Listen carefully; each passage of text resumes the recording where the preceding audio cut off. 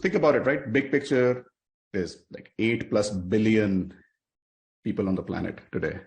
And 15%, that's what data tells us, of those individuals are living in homes with at least one smart device, or, for people like me, one too many smart devices, right? And that's rapidly growing. You see the data, it's showing 14.2% year-on-year change in the penetration of, smart home devices worldwide. And that's obviously an average. Economies like US, UK, Germany will have higher penetration, 50+% in most cases, and emerging economies might be lower. So just wanted to acknowledge that fact.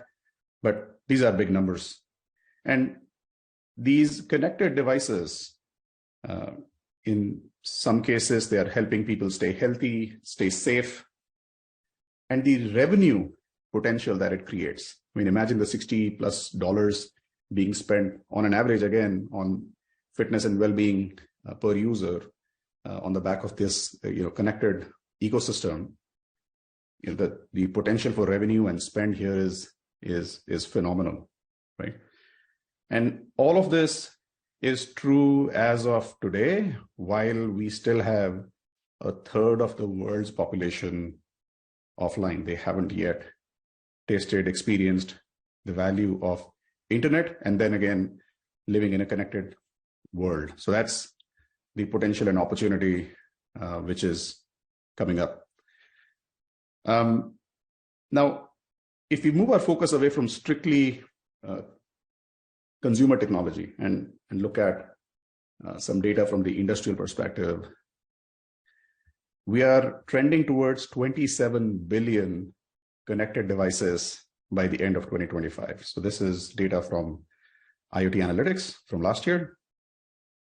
And the growth rate here is accommodating for the little blip that we saw because of supply chain disruptions, chip shortages. So the CAGR slowed down a bit, but then picking right back up and leading us to 27 billion connected devices in less than 2 years from now.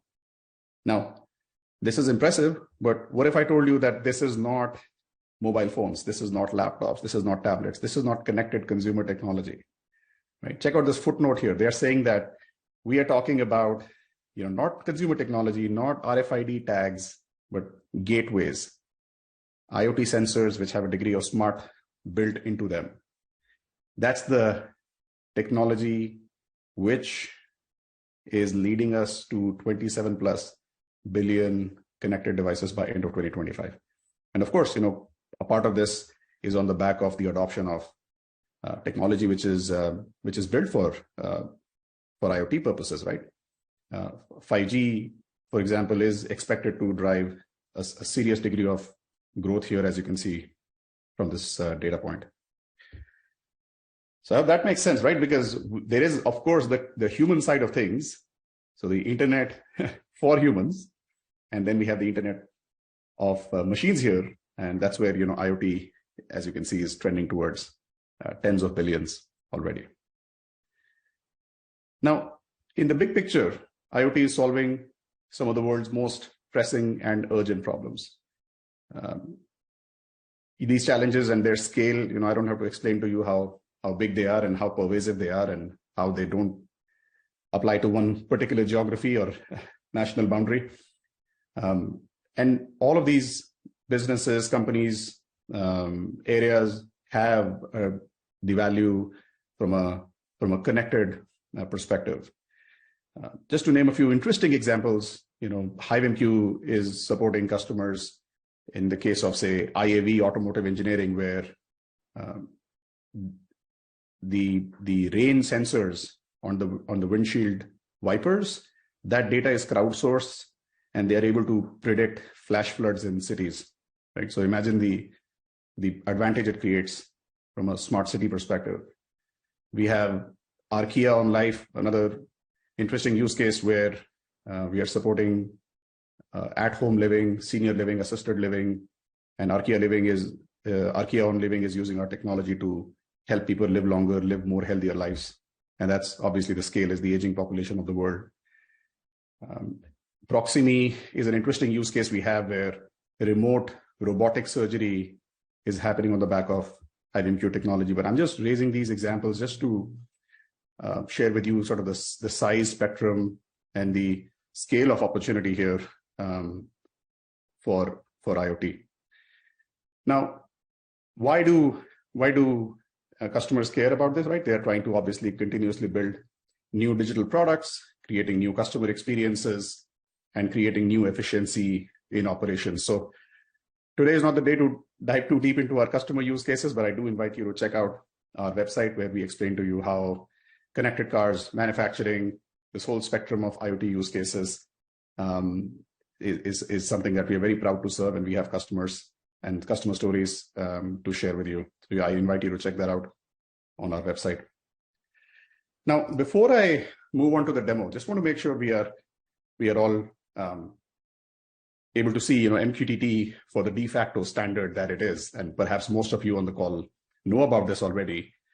I think it's a good place to remind ourselves why MQTT is so special and has become the de facto for IoT messaging. So MQTT is the protocol which has been written considering and accommodating for the challenges and the hostile nature of IoT, right?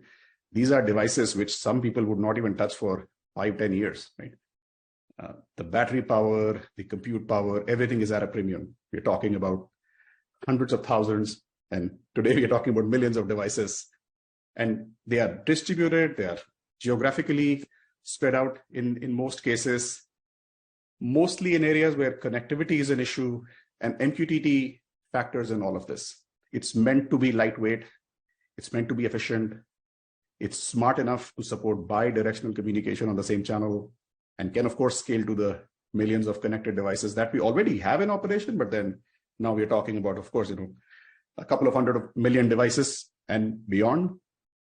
And it is also optimized for security. I mean, however challenging the infrastructure might be, but the security over the hostile environment in which it is supposed to operate, that's also something the specification accommodates and talks about quite clearly. Now, this choice and this preference of MQTT shows when you have a survey like this going out, the one you see on the right-hand side of your screen. So when IIoT World did this survey late last year, MQTT came out on top. So this is a survey done from from the perspective of getting the view of technologists across industries, across geographies, and we gave them a multiple choice response option. MQTT came out to be the preferred protocol for fulfilling their IIoT strategy. So right there, you can see that this is something which is already helping customers meet their IoT goals. And today we are talking about one such goal, which is of scale. So all that said, a quick mention that HiveMQ continues to actively promote the adoption of MQTT. So the fact that we are part of the Oasis Foundation supporting the Eclipse work, whatever evolution is happening on top of these standards and specifications, one example being Sparkplug, we are right there, speaking for the standards, speaking for our customers, making sure that we are continuing to grow and improve the standard and the adoption. HiveMQ is at the front lines of that.